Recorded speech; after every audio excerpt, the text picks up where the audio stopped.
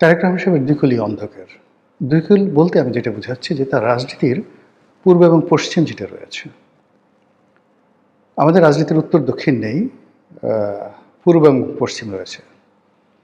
তো সেই পূর্ব এবং পশ্চিম বলতে যা বোঝায় সেটি এখনো পর্যন্ত তারেক রহমান সাহেবের জন্য ইতিবাচক নয়। যে সমস্যা শেখ হাসিনার ছিল, ঠিক একই সমস্যা তারেক রহমান সাহেবের জন্য একেবারে বোঝা ভরে শাকের আটি। মানে এমনি একে নতুন সরকার, ২ নম্বর হলো যে এই সরকারের মধ্যে জামাতের লোক, আওয়ামী লীগের লোক, বিএনপির লোক, এনসিপির লোক, ভারতের লোক, আমেরিকার লোক, চীনের লোক ভরা। তিনি কাউকে বিশ্বাস করতে পারছেন না, তিনি কাউকে নির্ভর করতে পারছেন না। যে লোকের ধরুন পররাষ্ট্রমন্ত্রী নিজের না, যে লোকের স্বরাষ্ট্রমন্ত্রী সম্পর্কে তার প্রতিপক্ষরা যে সকল কথাবার্তা বলছে, এই কথাবার্তার কোনো সদুত্তর দলের পক্ষ থেকে কেউ দিতে পারছে না। যেখানে স্বরাষ্ট্রমন্ত্রী বলছে অমুকের, অমুক ব্যক্তির, অমুক রাষ্ট্রের, অমুক অমুক, এই সমস্ত বাজে কথার একটা উত্তর বিএনপির পক্ষ থেকে দেওয়া যাচ্ছে না, স্বরাষ্ট্রমন্ত্রী নিজেও দিচ্ছেন না, তার পক্ষে কেউ কথা বলছে না। একজন স্বরাষ্ট্রমন্ত্রীকে বলা হচ্ছে রয়্যাল লোক, এএস আলমের লোক। এই সমস্ত কথা সহ্য করা যায় বলেন তো? এই গেল স্বরাষ্ট্রমন্ত্রীর কথা। ফলে এই স্বরাষ্ট্রমন্ত্রীর ডান দিকে যদি তার থাকে, বাম দিকে যদি আপনার পররাষ্ট্রমন্ত্রী থাকে, এই আমেরিকার লোক, এই ইউনুসের লোক, এই ডিপ স্টেটের লোক।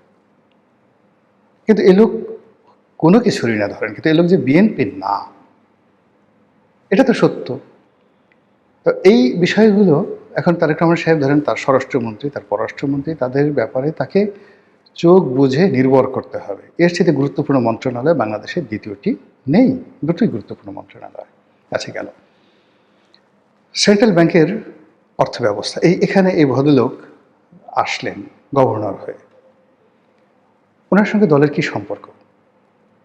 মানে সবচেয়ে এই মুহূর্তে অর্থমন্ত্রীর চাইতেও গুরুত্বপূর্ণ হলো বাংলাদেশ ব্যাংকের গভর্নর।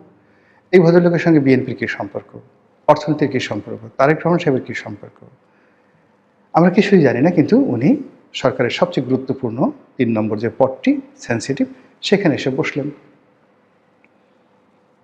এরপরে ধরেন সরকারের পরিকল্পনা মন্ত্রণালয়, মানে যদি বলা হয় বাংলাদেশকে যদি আগামীতে এগিয়ে নিতে পারে, সেটা হলো পরিকল্পনা মন্ত্রণালয়। সেখানে মন্ত্রীকে জুনায়েদ সাকি, সে তার দলের লোক নয়, এটাই সে প্রথম এমপি, এটাই সে প্রথম মন্ত্রী।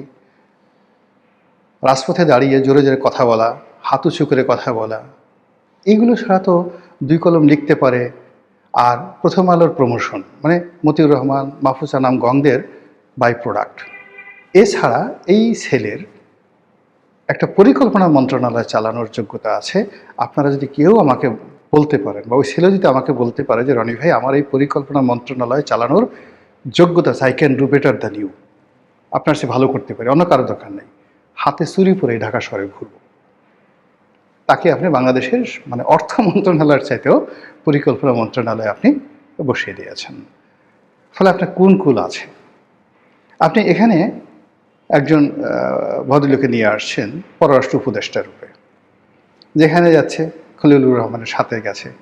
খলিলুর রহমান সাহেব যদি আকাশের চাঁদ হয়, এ লোক মোমবাতি, অবোধ শিশু, এখনও রাজনীতি, অর্থনীতি, পররাষ্ট্রনীতির তার যে দুধ দাঁত এটা গজিয়েছে, এটা পররাষ্ট্র মন্ত্রণালয়ের একটা জুনিয়র, যে যাকে বলা হয় ফার্স্ট সেক্রেটারি কোনো একটা মন্ত্রণালয়ের, মানে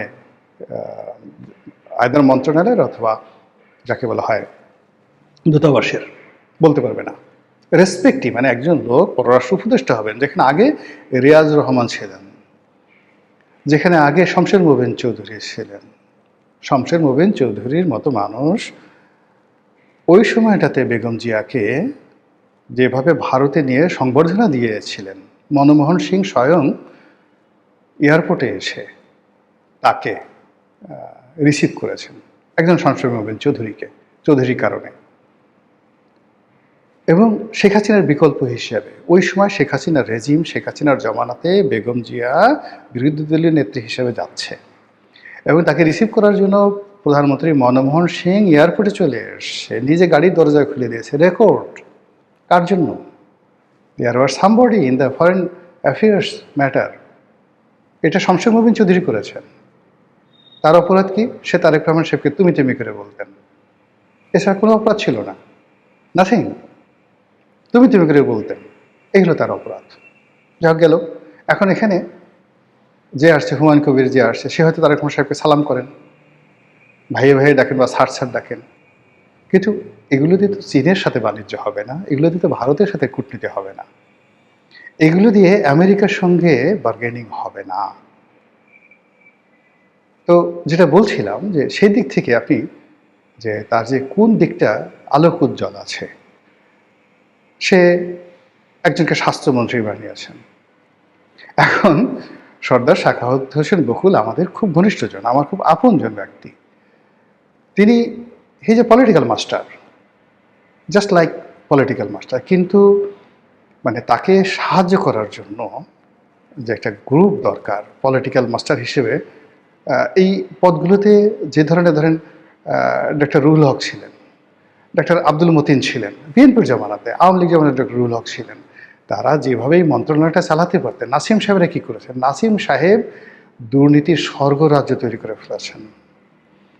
এরপরে এখানে এই যে জাহিদ মালিক আসছে, দুর্নীতির বিশ্ব রেকর্ড করে ফেলেছেন। যখন এখানে রুহুল হকের বিরুদ্ধে দুর্নীতির অভিযোগ আছে, but there is a limited. কিংবা আপনি দেখেন এই যে ডক্টর সামন্তলাল সেনকে শেখ হাসিনা শেষ পর্যায়ে দিয়েছেন, ইট ওয়াজ ওয়াইডলি প্রশংসিত, এবং এখন সব বাংলাদেশের মানুষ সবাই বলে সে বাংলাদেশের সর্বকালের সেরা স্বাস্থ্যমন্ত্রী। কিন্তু ওনার সাথে আমার এমন সম্পর্ক, মানে কি বলবো, সে রুহুল হকের রুমে গিয়ে ঢুকবে, মন্ত্রণালয়ে ঢুকবে, এরকম একটা পার্স তার ছিল না। সে এসে সামন্তলাল এসে দেখি যে ঢাকা মেডিকেলের যে ডিরেক্টর তার রুমে বসে আছে, তার রুমে বসে আছে। উনি দিন, আমি তখন সংসদ সদস্য, আমার ছেলে হাসপাতালে অসুস্থ ছিল ঢাকা মেডিকেলে, আমি সে অনুযায়ী ডিরেক্টর রুমে বসে আছি।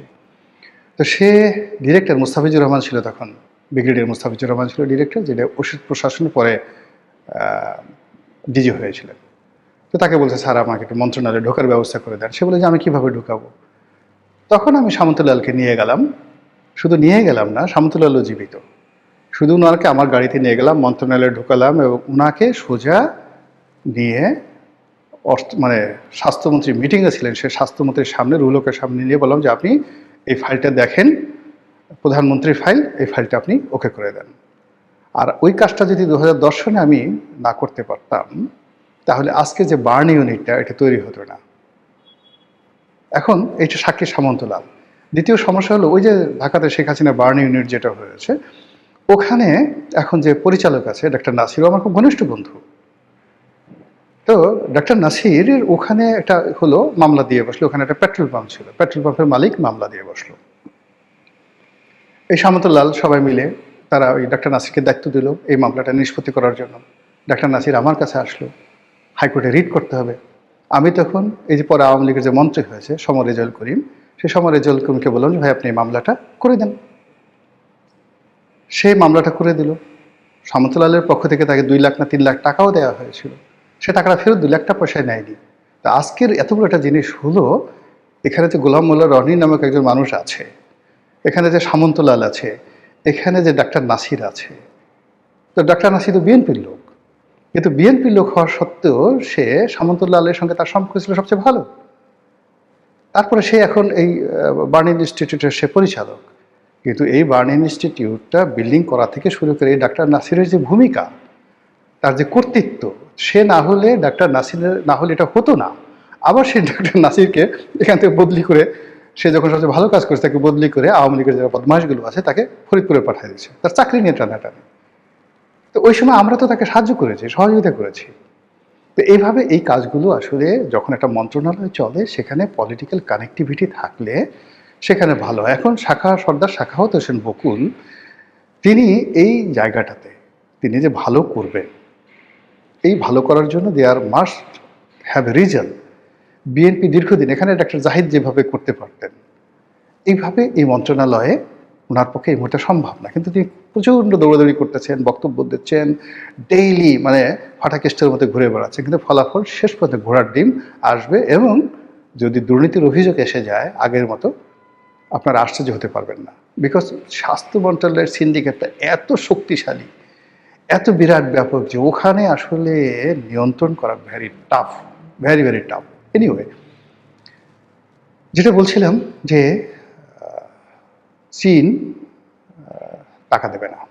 এর কারণে পররাষ্ট্রমন্ত্রী গেছেন, চীনের রাষ্ট্রদূত তারেক রহমান সাহেবকে নিমন্ত্রণ জানিয়েছেন ভিজিটের জন্য। কিন্তু এই মুহূর্তে যেটি দরকার সেটি হলো আনলিমিটেড টাকা দরকার।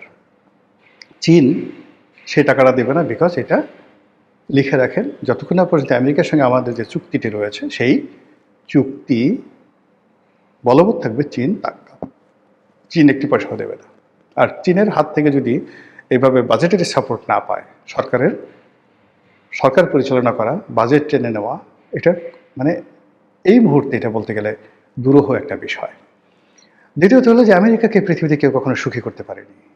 যেখানে সৌদি আরব পারেনি, কাতার পারেনি, যেখানে কুয়েত পারছে না, যেখানে ইরান পারেনি, ইরানের মতো এত ঐতিহ্যবাহী একটা রাষ্ট্র, তারা তো আমেরিকার সাথে সম্পর্ক রক্ষা করার চেষ্টা করেছে। তাদের প্রথম থেকে সুদীর্ঘকালের আমেরিকার সঙ্গে তাদের বন্ধুত্ব, সেটা তারা পারেনি। ইভেন খমেনি চেষ্টা করেছে, হয়নি।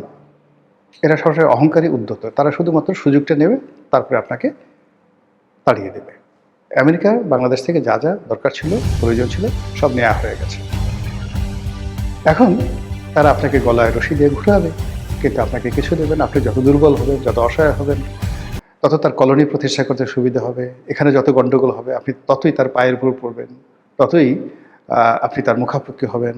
রাষ্ট্রদূত তো দূরের কথা, দেখা গেল আমেরিকার যে অ্যাম্বাসির যে আছে ঢাকাতে, তার একজন পিয়ন ড্রাইভার দারোয়ানের পিছনে আমাদের মন্ত্রী পর্যায়ের লোকরা ঘুরতে থাকবে, দেশের পরিস্থিতি যত সঙ্গীন হবে।